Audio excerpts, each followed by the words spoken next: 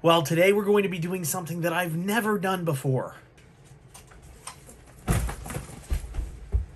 We're going to start packing early. One pair of socks.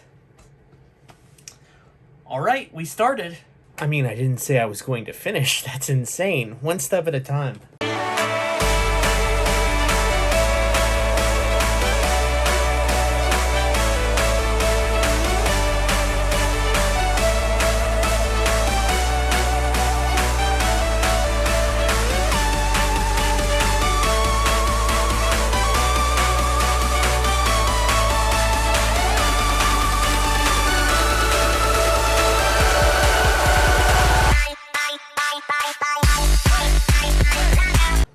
It is almost time. So, while you're watching this right now, and when this was released, I am basically 3 days away from our Disney trip. And I'm really just so excited about that. And I think what I wanted to touch on was something that we said at the end of our last trip, and that was in 2019, and this is what it was.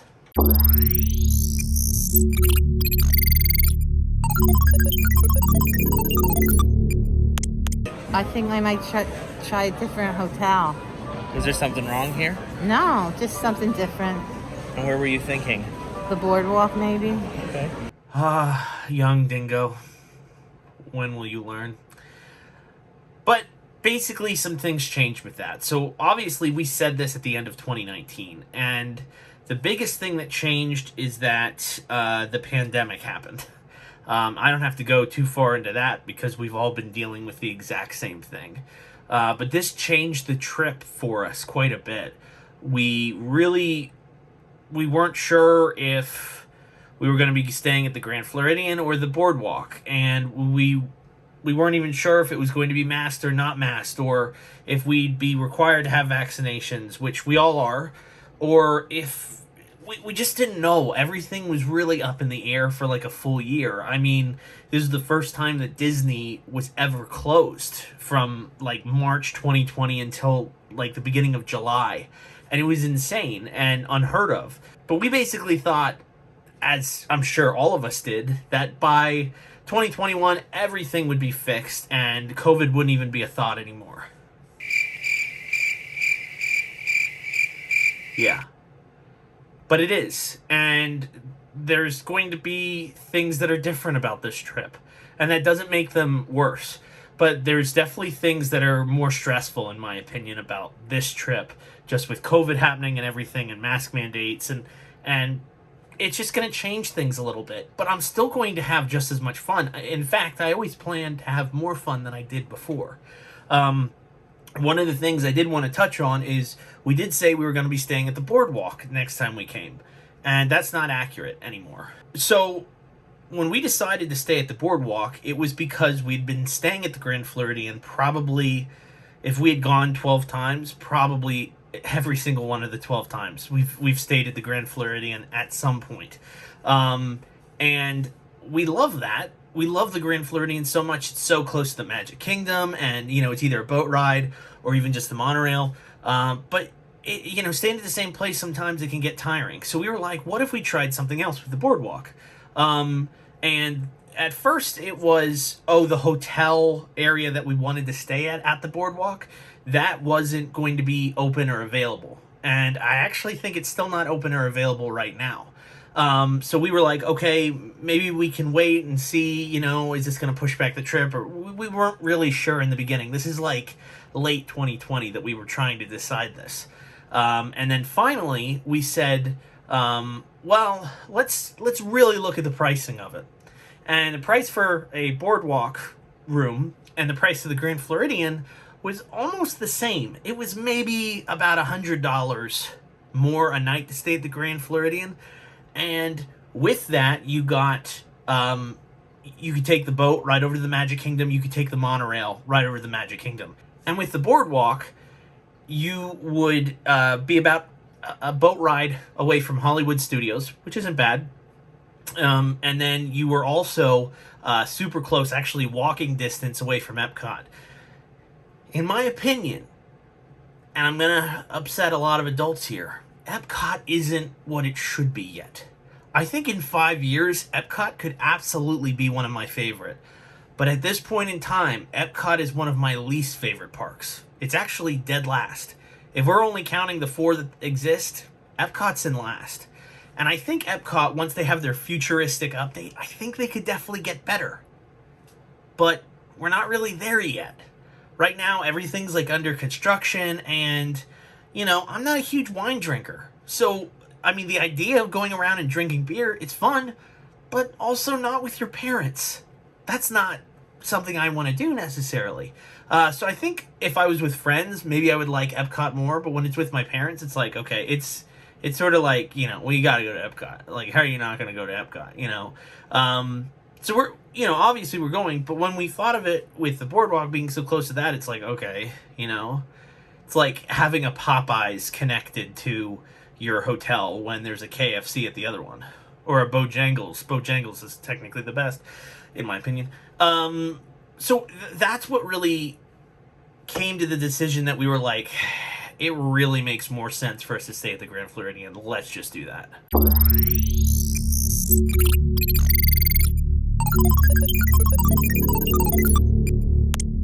So as you know, this is the 50th anniversary. Cannot wait. So what's fun, and it was something I got to share with you guys, which was really, really cool, is I got to show, like, hey, when I was 2 years old, I was at the 25th anniversary. And you can check those. I'll put the link in the description. But, it's basically vintage vlogs that we had on VHS, and I just showed them to you guys. And that was really fun, and it was a lot of fun for me, because obviously I was 2. I don't remember that trip at all. And it was like, oh, I was at the 25th, and now I'm at the 50th. There's not like a whole bunch of people that can necessarily say that. And it sort of started this ambition in me that I was like, you know what? I'm going to try and make it to the 75th. And it's not unrealistic that I could make it to the 100th. Basically, I would be 77. So it's not super insane, but it is a little insane with how I eat and how much I hate salads. But overall, I'm really excited just because it's the 50th. I think that there's not as much. I haven't seen through Facebook, TikTok, YouTube. I haven't seen as much necessarily glorifying Disney. Like, hey, 50 years ago, like, we really. Like, there's not a lot of glorifying Walt Disney in it. And I'm not a huge fan of that, but everything else has seemed so fun. But with it being the 50th, this might be the busiest that we've ever seen it.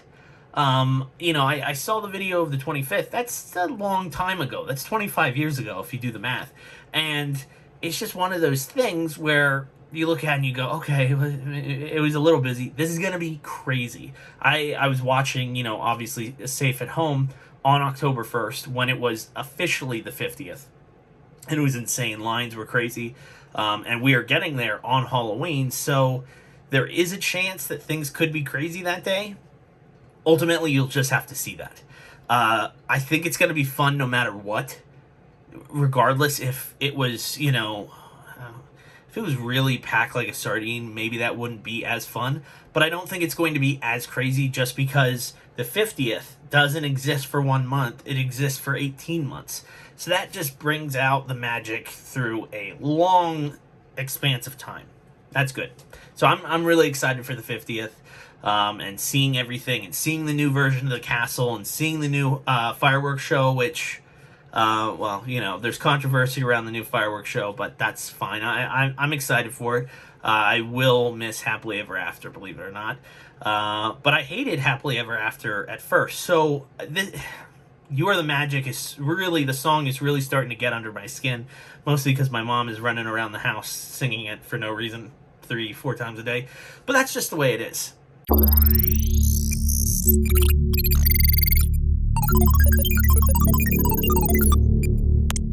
So another big change that came with the 50th or due to the pandemic, nobody's really sure. It also could just be because there's a new CEO who is a little, I'm trying to think of the word, money hungry? Either way, they basically took out the idea of fast passes. Now, they took those away right after the park reopened in July 2020. Fast passes did not exist because they were like, well, I mean, the lines were 6-foot distance.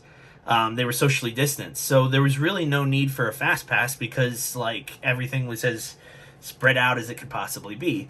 So I don't know if this was always the plan or what. You'd have to ask, like, a real Disney insider for that.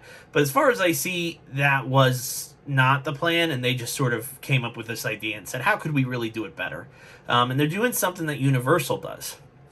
So Universal started with this sort of online system of finding out what rides have what capacity and you can get in line, but they're changing it to also adapt sort of to a fast pass sort of idea, and that's what Disney's doing.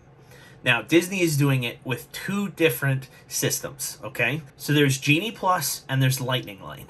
Now, those sound like, words that we've already heard before. Genie, obviously, Aladdin, ha ha ha, very cute. And Lightning Lane sort of sounds like Fast Pass. It's weird. But, so to start off, let's talk about Lightning Lane. So, Lightning Lane, obviously, without being too blunt about it, it's pretty much Fast Pass that you pay for.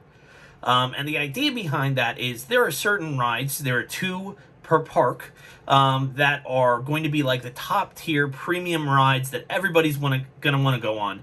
And if you want to get through that in a fast pass sort of fashion, you're going to have to pay extra money to do that, or you're going to have to wait in line.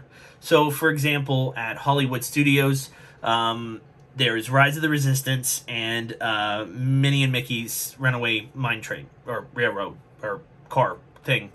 And the idea behind that is, okay, Rise of the Resistance has like a huge wait time, so we're going to make that $15. You pay $15, you give me $15, and you can just, quickly go through the line and get through the ride. You don't have to wait at all. And that's the idea behind it. Now, you're only able to use 2. Every park has 2, and you're only able to use 2 a day. So that makes it not able to be scammed or overused by any one person, especially if they're rich. So basically, I could go to Rise of the Resistance in Hollywood Studios, and then I can also run over and ride Space Mountain, which I believe is like 11 or 9. It's definitely some dollar amount, but you pay that amount and you get to go on. Now, I'm sure you're thinking, does that mean that every single possible ride you have to pay for? Yes and no. So the other program is called Genie Plus. And Genie Plus is pretty much like a subscription service to ride all the rides with FastPass. Okay? Now, what it basically does is you have to purchase Genie Plus every single day if you're going to be in the parks and if you want to use it. Now, when you buy Genie Plus, there is a cool AR experience that shows up on your actual phone. So, like, Mickey could be hugging you. I've seen that, so I'm going to try that, and it looks really, really cool. And there's also, and this is more the main function of it, the rides that aren't necessarily premium rides that they want to have fast passes for, they're going to allow you to say, hey, we'll let you do one of these at a time, queue one of these at a time with Genie Plus. However, you have to pay $15 a day. That's fine. I think that's somewhat reasonable, if I'm being honest. I still think they're getting, like, a lot of money already from people and that it's sort of money hungry at this point. But I sort of get it. It's like, okay, fine. You have this premium tier and then this lower tier, $15 a day, and you can go on pretty much all the fast passes that you want to, but you can only book one at a time, and the times need to be available. There's specific times that you can ride for, just like there was for fast passes. Fine. These are just the 2 new systems. A lot of people are upset about them. In my opinion, Rise of the Resistance should not cost $15. Minnie and Mickey's Runaway Railway Road thing, that should not cost, I believe it was $9. I just think it's a ripoff. Like, I think these are awesome rides, but now we're subjecting them to, like, specific pricing, and I just think that's wrong, in my opinion. So it just becomes one of those things, honestly. So I don't know that we're going to be doing many of the premium ones. We might have to. Ratatouille in Epcot, that's going to be a premium one. and the wait for that is super long. I also believe it's virtual queue wait, so it would make more sense if we just did the premium, but I think like that's $11. So when you really start like basing them, like when we were at Knoebels the other week, like you start looking at rides and thinking, oh wow, that's expensive. Like the antique cars, that is I think $4.50 to ride that. So like you start basing these off of prices and things start changing a little bit. The difference is Knoebels is free to get in and you pay for the rides. This, you pay to get in, you pay for everything, and now you got to pay for some of the rides too. But if you don't want to pay for anything, that's not a problem. You just don't get Genie Plus and you wait in the lines. That's fine. No harm, no foul. But those are two new programs that I'm really excited for personally. I don't know how much we're going to use the premium. I know we're probably going to be using the Genie Plus almost every single day. But overall, it's going to be fun.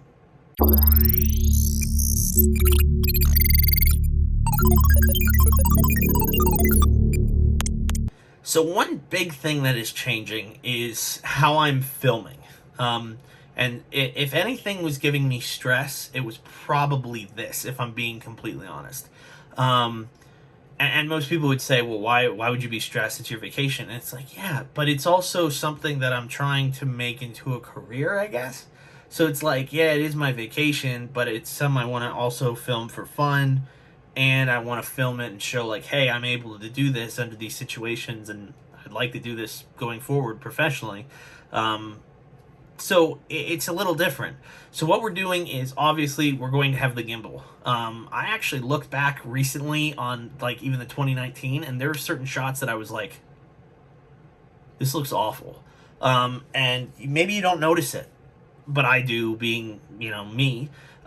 So having the gimbal attached is going to make my life so much easier because all the shots are going to look great. However, there's going to be the added difficulty of when I can use a gimbal and when I can't. You can use it all over Disney, but it becomes an issue of like, okay, for example, let's say we're going to the mine train, okay? So all the way there, I'm going to have the gimbal, all the way there. Through the queue, I'm going to have it. Through everything, I'm going to have it. But then when we get on the ride, I'm putting the gimbal away into a little knapsack that I have. And then if I'm going to be filming on the ride, I'm going to be holding it. And that you won't really see any shaking for, so that's not going to be a problem. But it's the logistics of it that I'm trying to understand. And that's why I'm making this video, so that I can sort of explain how our trip goes and how I'm making these videos, because I love making them. And if I was me, I would want to know, hey, how's this guy doing it? This is interesting to me. But we're still using the iPhone. I have multiple backup charging situations. I mean, we have just so many things. And another issue that was really, really stressful was, okay, how am I going to capture all of this? My phone, unfortunately, is at 256. I guess I wasn't thinking too much, or maybe the price was too big of a jump, but it's a 256 gigabyte storage on my phone. Just a normal video that I took, like Knoebels. Knoebels ended up being, I think, about 30 gigabytes of footage, all in all. And I don't use all that, but it's still 30 gigabytes, and that was for one day, maybe over 10 hours or something like that. So it's stuff you have to think of. So storage was really an issue for me. So I got this iDisk. It's an external drive that can actually take things off and you can store from an iPhone. Apple's capability is sort of lacking in that area. They don't like you using certain things. But I've tested this a couple of times and this should work. 256, ideally, let's just say 230 gigabytes. That should last me maybe 3 or 4 days, and then I'm going to have to start putting onto here. But if I could come back from the future and say, hey, everything's going to be fine, just do exactly what you're saying, I think my mind would be at ease. But it's still that little bit of a stressful situation that I need to make sure this works. Because if it doesn't, then I'm not going to be able to film as much as I want to. But I'm confident now that everything is going to work fine. I'm just explaining, hey, I have this. We have multiple little charging decks. This is one of the ones I used back in the day, actually back in 2018 and 19. Super useful, actually. Got one from my uncle as well, Andy, if you remember him from some of the videos. And this is super helpful, and it's so small. It's literally as big as my palm. And I use this especially when we go into like a restaurant and sit down. Just plug in your phone, leave it. You know, you can still record with it attached, and it charges it pretty quickly. I'm not going to say it's the fastest charging thing you can possibly get, but when you're in a position where it's like, I need my phone to be charged a little bit, it works perfectly.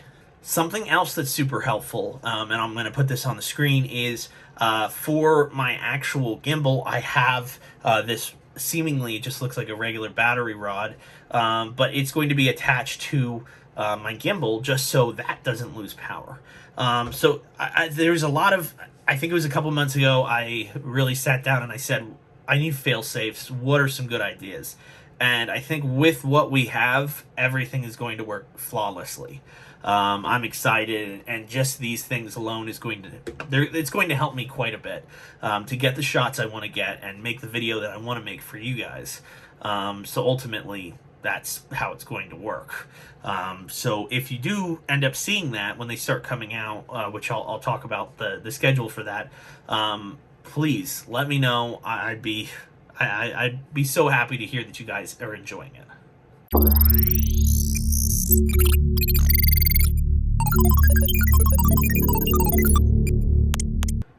I wanted to talk about what I'm most excited for next. I would just say being in the park. I think, man, the last year has really, I would say even the last 2 years have really sucked.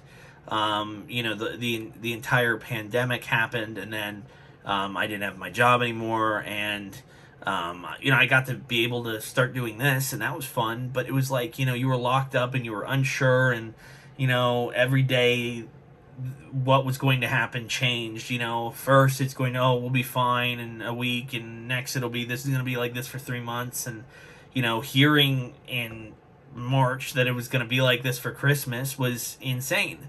And it's the exact same thing that we thought, you know, when it was Christmas, and, you know, oh, next October it's going to be like this when we go to Disney. And I was like, there's no way. And here we are. So just, I'm most excited to almost turn off my brain a little bit and not live in a pandemic world.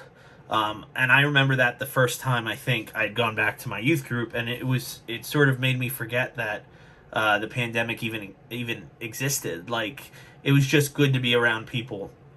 Now, there's still, you know, there's mask requirements, and those don't appear like they're going to be going away for a good while. Now, the mask requirements are different than they are, you know, I'm in Pennsylvania. They're going to be different than they are in Florida. In Florida, pretty much Disney's policy, Florida doesn't really have any mask mandate. They pretty much leave it up to the businesses, which is fine. And Disney's mandate is pretty much, hey, we want you to wear a mask if you're indoors, or I believe on a ride. And if you're outside, go ahead. You don't have to wear a mask. And I'm like, okay, great. So I have my mask, and it's, I think, and that sort of gets into what I'm most concerned for. And it's just the reality of it. So I'm not really complaining. I'm just being honest. When we leave Sunday morning on October 31st, we're going to be leaving the house at 5 a.m. and showing up a little before 5:45, but 5:45 a.m. is when check-in begins. And after check-in begins, basically what's going to happen is from that point until we get into the Magic Kingdom, we'll have to wear a mask. Which is a little different, you know. Here it's, oh, are you vaccinated? You don't have to wear a mask. You know, you go into Walmart, Target, or Wawa or Sheetz, and it's like, oh, are you vaccinated? Oh, you don't have to wear a mask. Or they just don't even ask. So it's a little different because now it's just like, oh, I don't care if you're vaccinated or not, you have to wear a mask. So it's just getting used to that. So through the Reading Airport on the plane, then in the Orlando International Airport. Then on the Uber, which we're probably going to be taking an Uber just to get there. I'll actually explain that in a second. And then in the hotel, you have to wear it. And then on the monorail or the boat over to the Magic Kingdom. And then once you're in the Magic Kingdom, you can take it off. You go on a ride, got to go back on. Queue, got to go back on. So there are very clear rules, but I guess it worries just trying to get that in your head. You try and like shut off your brain. But I think I'm going to be able to shut off my brain quite a bit and be able to film and just have fun.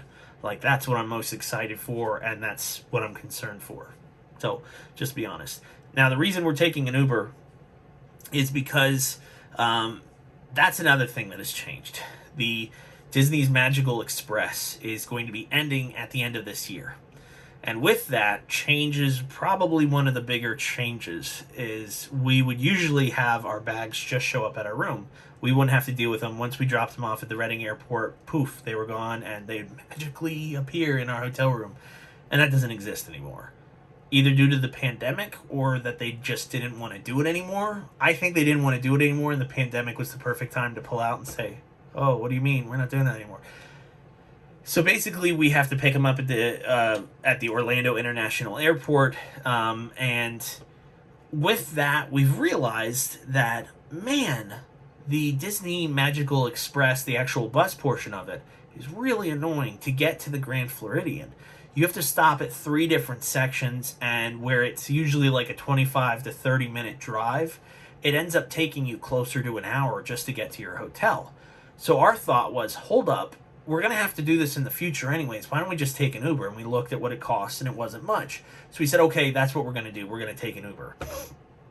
So that ended up being, hey, this is what we're going to do.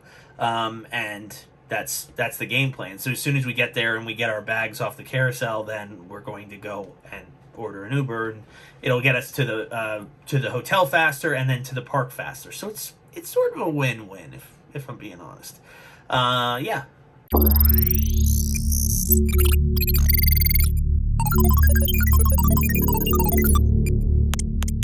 So the last thing I wanted to talk about in this very in-depth video, which I hope you guys enjoyed, is going to be how the videos are coming out, how they're going to be released. Now, we'll be getting home on Saturday the 6th. Sure, that's a date. Let's check. Yes, Saturday the 6th. Hang on, all right. So when we return Saturday the 6th, 2 things are going to happen. If this works exactly like I need it to, then I could technically, in theory, get every single video on here. And if I get every video on here, I just need to plug this into the computer and I'll have access to all the videos. If this doesn't necessarily work as I maybe wanted it to, or I only have half the footage on here, we're going to have to go with the slower version. The slower version involves me having my phone connected to the internet at all times, and basically just sitting here charging, and it's uploading everything to the cloud so I can grab it on my computer, and then we have everything, and then I can start editing. So I can't promise you 100% that I'll have videos starting by the 11th. I think the plan at this point, I think I even wrote it down, I think the plan was to have it started on the 11th. Yeah. So the plan is that we're having videos starting on the 11th. Now, another thing I'm not super sure of yet is I'm not sure if I want to do them on Tuesdays and Thursdays. That way we get through them, a little faster. But I do like the idea of just keeping Disney videos on Thursdays. Having those be the main videos, and that'll lead us up to the eve of Christmas Eve. And that's how the videos would come out. And then other videos are going to still be coming out on Tuesdays then. So we're going to sort of go back to our old way of uploading on Tuesdays and Thursdays, but it's not going to be a hard and fast rule. It's just because, hey, if you don't like the Disney videos, we have this other stuff, and we're going to be doing other stuff. So that's just the reality of how it's looking right now. When I look at the schedule, I have it all scheduled out and everything that, as far as I can see, we're going to be starting with the actual vlog number 1 on November 11th. So that's the plan. But I mean, it's pretty much just like a very simple, like 3-year-old jigsaw puzzle. That's all I really need to do. Once I have the intro done, everything else falls into place, because it's like, okay, all of this is day one. You just drop it all in and it's done. You can add a few little fun things like I normally do, and then it's done. So, but overall, I'm excited for it. Now, when you're watching this, like I said, it's gonna be 3 days until I leave. If you're watching it later, hey, maybe I'm already in Disney, and you might have something the Thursday that I'm in Disney that comes out. Who knows? I mean, I'm not a fortune teller or fortune cookie. Fortune cookie. But overall, it's going to be a lot of fun, and I'm excited for it, and I hope you guys are excited to watch it. But if you have any questions, anything I didn't cover, comments, hit down below, and I will answer those comments. I love seeing comments, and they make me happy. But I can answer any questions you have, or if I forgot or failed to answer something, I'll be happy to do it. Otherwise, we'll be explaining a lot of the stuff in the actual video, just in case you didn't see this video. But if you did, you're just deep in the details, so congratulations. But yeah, it's going to be a lot of fun, and I can't wait to go, and we're so extremely blessed to be able to go, and I'm happy that the pandemic is where it's at. I'd like it to be better, obviously, but I'm happy it is where it's at so that we're still able to go. And the number one thing I'm excited for is being able to look back and say, I remember this. This was such a fun trip. So I'm getting really excited right now. I just can't wait. So I'll see you guys then. Thank you guys so much for watching. And like I said, see you guys next time. Bye.